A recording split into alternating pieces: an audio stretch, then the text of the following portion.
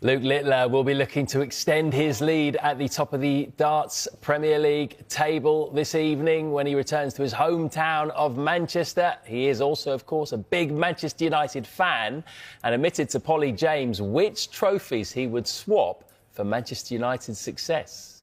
You know, when you look out here, right, just playing devil's advocate now, is there any of your trophies or titles that you would give up for United to win the treble? United to win the treble? It's a big one. Yeah, I'll give him everything apart from the two worlds. everything to see a treble. But we'll be back. We'll get a treble. What about winning the league? Winning the league, I'll give him a match play trophy. Okay. Yeah. Just the match play trophy. You Not can win it again. Worlds away. No way. Not the world.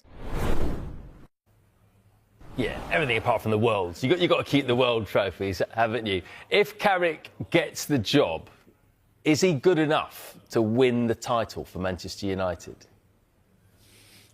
Well, time will tell on that one. I think that my initial thought process is he gets the job. He has to get the job. From what he's done up to now anyway, give him the job 100%. I know there's a lot of other names being bandied about, but look at what he's done for that football club. He's turned them from a team where unrecognisable under Ruben Amorim, and now he's got them playing good, attractive football again. You want to watch them. They're enjoyable to watch. They look like they're enjoying their football. He's completely turned it on its head, so he deserves the job. Can he go and win a title? Well, we'll see if he gets the job. I don't see why not, though. I honestly don't see why not. I think he's of the same ilk as a Mikel Arteta in terms of if he's given the time, he can then learn and build on what he's started to do and possibly win it in the future. But it took Arteta 5 years, didn't it? And we still hasn't. By the way, he still hasn't won it. But to get close, to get into this place now where he's favourite. So give him the time, give him the job, and give him some time to build something which is really his. Do they have to give him the job if he qualifies for the Champions League? Because they've built up a bit of goodwill all of a sudden, the owners, the decision makers, because of Michael Carrick. If they weren't to give him the job, don't they risk all of that goodwill dissipating when they bring someone else in that he doesn't do as well? I think it would be an absolute mistake. If they get into the Champions League, which I think they will, it'd be a massive mistake from them to not give him the job. You're going to risk somebody else new coming in again. We've seen Manchester United go through managers all the time. They've tried everything. Now they seem to have one which is working. For what reason would you not give him the job? You are risking a lot there. It'd be silly. I think he's a shoo-in for that job. And I think he gets to that team. And I actually think they'll finish third this season. And what a job he's done there. Yeah, amazing turnaround, really. One thing that we don't often talk about, I mean, we've hammered Manchester United's recruitment, and rightfully so, over the last few years. But do they actually get their recruitment spot on this summer? Because the players that they've brought in, Mbeumo, Cunha, Sesko, have really improved the team, haven't they? A goalkeeper as well. Yeah. But under Ruben Amorim, you're starting to say, OK, these were good players at their old team, but we can't really get the best out of them. Now, all of a sudden, like when Manchester United attack, it is like the old Manchester United that we grew up watching. They're so fast and fluent with it, fluid attacks, and it looks like goals can come from everywhere. So, yeah, the players on paper were good signings, but then just seeing them under the old manager, the old regime, you started to think, I'm not actually sure. But now, Michael Carrick's getting the best out of them. And yes, so then you said the recruitment for the players coming into that football club has been really good, yeah. Some of the players that were already there are also playing well. Harry Maguire, one that springs to mind. He's close to a new deal, apparently. Is that the right decision, to give him a new one? I think so, yeah. I think he's earned it. I think he's played it really well. It's obviously nice when, as a player, when a manager comes in and backs you and has got confidence in you, and you can then get on with what you're doing. I think he's an excellent leader, Harry Maguire, and I think, if he deserves a new contract, they should reward him with a new contract. He's been a massive part in the revival of Manchester United, if you like to call it that, this season. And what he's done has been brilliant. So, I think he absolutely deserves a new contract, and they should reward him with that. I don't know why you would want to change up things when they're working. So in terms of the manager and this man, Harry Maguire, you want to keep them in your football club. And just in a very quick word, we've got about 20 seconds. Would you take him to the World Cup if you're England, Thomas Tuchel? Yes. No, absolutely. For what he does on the pitch, what he does off the pitch, the fact he can pop up with a goal, he should. For me, it's a no-brainer that he's on the plane. Ashley, don't go anywhere, mate. That hour absolutely flew, didn't it? But we are not quite done a moment. But I want to start with the football and the here and now. He said there, not right now. It's not the right time to talk about my philosophy. And we know he's got a very distinct, intense, aggressive way of playing football.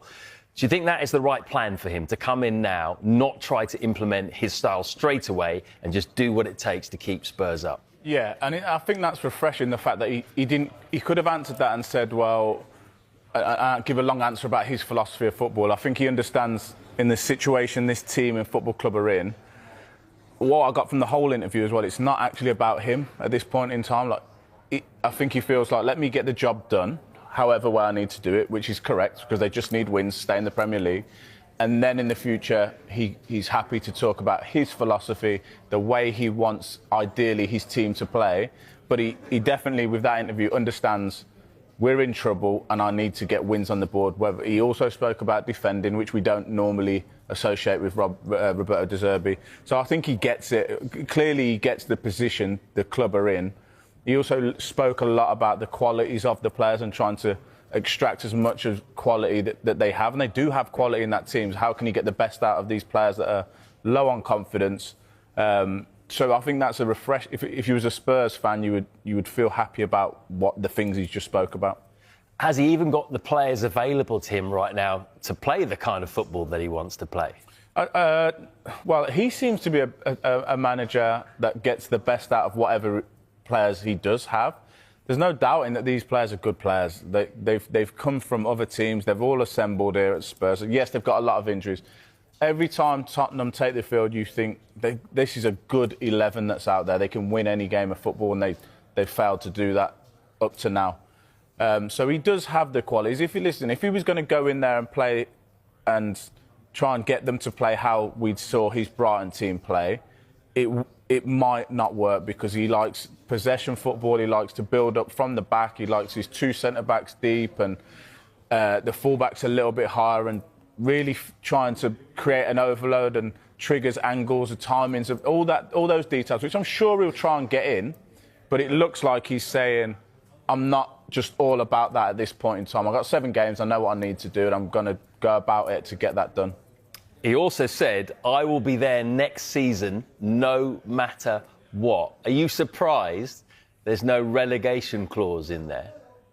A little bit, but it's nice, isn't it? It's good. I'm glad he said that, and I'm glad that he said, I've took this job on. I think maybe he's the 3rd highest paid manager now in the Premier League, but good. He's getting paid, and good that he said, for the fans to know, I'm not just here as like an interim manager in case we get relegated. I am here. I'm going to be the manager of this football club going forward, and even if the worst comes to worst, we get relegated, I'll still be here trying to get the team back up. So it was all positive messages, I think, in that interview.